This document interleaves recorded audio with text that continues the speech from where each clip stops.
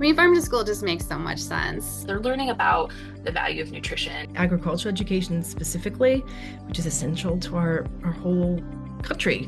The response from all of our farmers is that they want to feed their communities. Education, Economic development for local farmers. Garden education and agriculture education. It just has lifelong impacts on us as a society.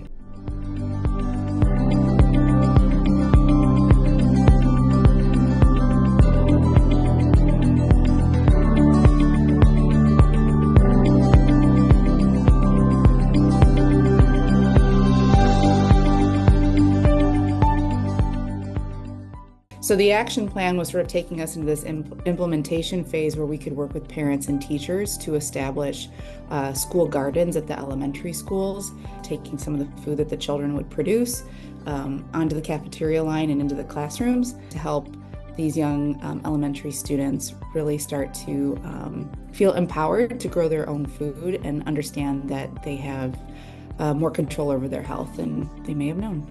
Cheatham County here in Tennessee was planning to expand their farming operation and adding coolers and adding some infrastructure into that. We were going to use a big chunk of these funds to cover the cost of a garden educator at the schools with the highest economic disadvantage rates in Madison. My project focused on integrating farm to school education and activities into school lesson plans. The majority of the funding in the proposal was going to go directly to the school district, child nutrition department to train staff, to buy equipment, and then funds to procure foods. So essentially there were two pieces to our application. So one was really going to work intensely with students to grow their entrepreneurial skills, but also their workforce development skills and working in the gardens over the summer months. This project would have given 6 or 8 students that opportunity to really invest in their future and would have given our organization, our staff, the ability to really mentor the students. In a bigger application, what we were looking to do is do a big gathering of everybody in the state who sells farm to school or wants to sell farm to school, and then working with a local cooperative to actually move all of that data and purchasing opportunity online to a single place to make it much easier for the schools to purchase product. That was sort of a response to something that food nutrition directors were looking for to make their jobs easier. And that would have been part of our project this year had we been awarded.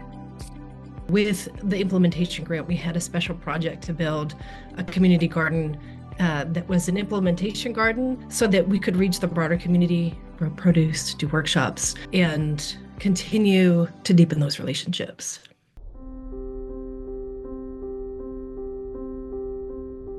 I think the most immediate impact, right, even though an application is no guarantee of funding, it's unclear to us at this point where we would be able to get that type of infusion into the programs. At this point, they are still moving forward with some smaller funding pools to get garden beds started at one of the elementary schools, and we'll continue to look for other opportunities like that to sort of cobble things together. But it certainly will be a much more extended timeline to launch, and I think the fear is that the excitement and the momentum will begin to be lost the longer that timeline extends. Compounded with the LFCC funds, I mean, it's a compounded double hit. It'll go back on the back burner because schools do not have time or knowledge or resources to kind of do this sort of work. And, people can only volunteer for so long.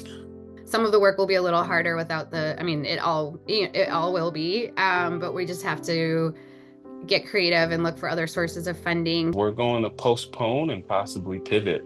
One of the things in terms of postponing, just communicating to everybody what's going on, and then thinking about what we can do on a smaller scale that still keeps momentum, still keeps interest.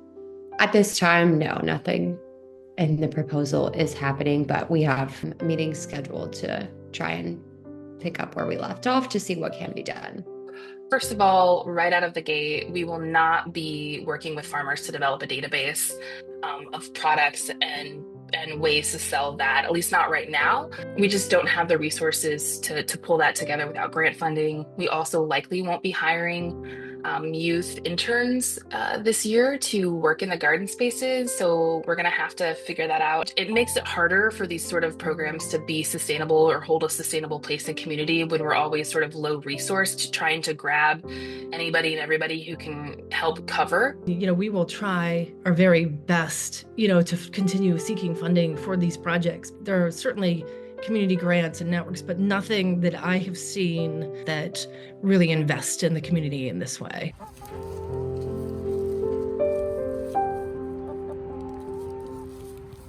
Funding and projects provide a level of stability and sort of long-range health impacts. It's been a major disservice to rip the funding away and the opportunity of funding on top of the other cancellations like local food for schools.